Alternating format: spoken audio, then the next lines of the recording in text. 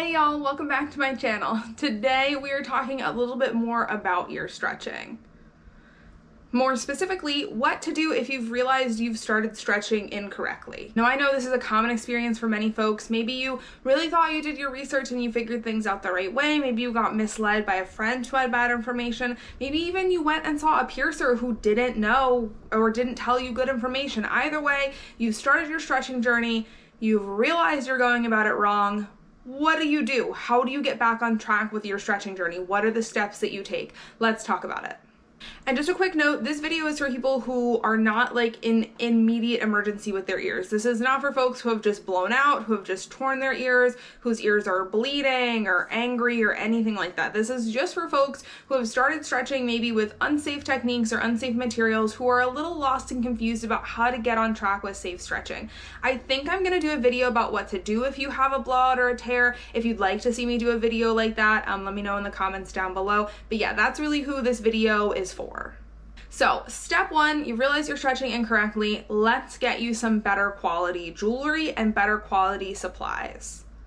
So the first thing you're gonna do is sit down and take a look at what jewelry and what supplies you currently have. Are they working for you? Is it safe? The biggest things that are gonna be really harmful as far as stretching is concerned are gonna be acrylic, resin, and low quality metal plugs, especially metal screwback plugs. If you're wearing any of those materials, we gotta get you something new in there. And honestly, if you bought a kit that seemed too good to be true and was super cheap off of like Amazon or Shein, we definitely need to get you better jewelry as well.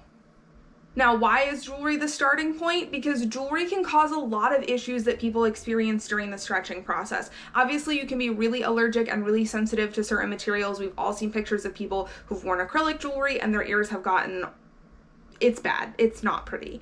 I'm gonna throw a picture up here real quick of a reaction to acrylic. Fair warning, it's gross. But not everyone's reaction is this severe. Obviously, if you have a severe reaction, most people, common sense, they take the plug out, they don't keep wearing it. But the vast majority of people don't end up having a reaction that's quite this severe. What's more common is folks whose lobes seem like they're okay or healthy on the surface. Maybe they're a little bit pink on the inside, maybe they're a little bit tender, maybe they get a little bit more of that secretion, that plug gunk, than other people do, but it's nothing super unusual or super strange. Those same people also often find that their ears just don't want to go to the next size. No matter what they do, no matter how long they leave their jewelry in, no matter what they try, their ears just will not stretch. And a lot of times it's because they're wearing something that they're sensitive or allergic to. So the body is not able to loosen up that skin and get that skin healthy for the next size. The body doesn't even like what it has in right now. It's just not responding in an overly extreme manner.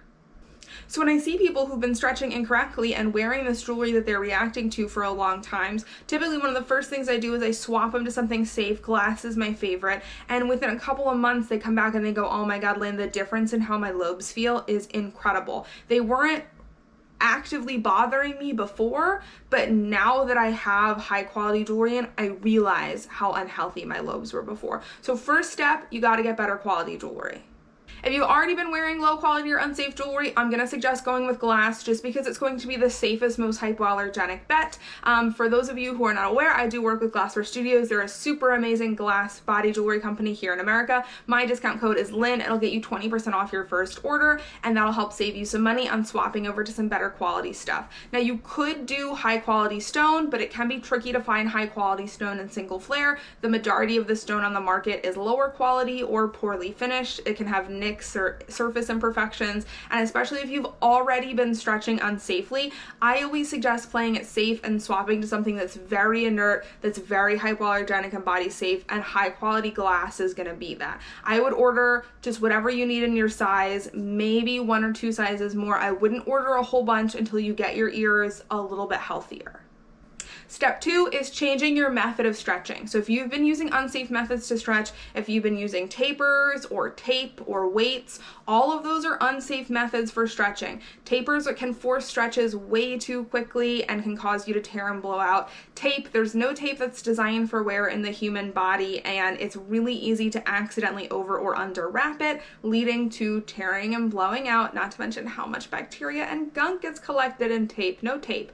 And weights can lead to thin spots. knots. So if you've been stretching with unsafe techniques, it's time to swap over to natural stretching. So ditch the tapers, ditch the tape, ditch the weights, get you some high quality plugs and a good material, pop those in your ears and leave them alone for a couple of months. Let your ears heal and recover and adjust from having low quality jewelry or unsafe stretching techniques. Your body needs time to readjust and to heal from that. And that brings us to step 3, getting your lobes back to a baseline of healthy. So before we jump right into stretching again, we want to get our lobes healthy first. If you've been using unsafe stretching techniques and you've potentially caused some damage to your lobe or you've dealt with irritation, your lobes are not going to be ready to just magically start natural stretching with no issues or no concerns. And it's healthiest to give that skin and that tissue a little bit of a period of rest from stretching to really allow it to heal. Because remember, our goal is not just to get as big as possible with our ears as fast as possible, it's to do so in a way that's healthy, that will allow us to achieve our goal sizes, that will leave us with healthy ears once we get there. There's no point in racing to the finish line if you get there and you can't wear any of the jewelry you want because you have thin spots or blowouts or scar tissue.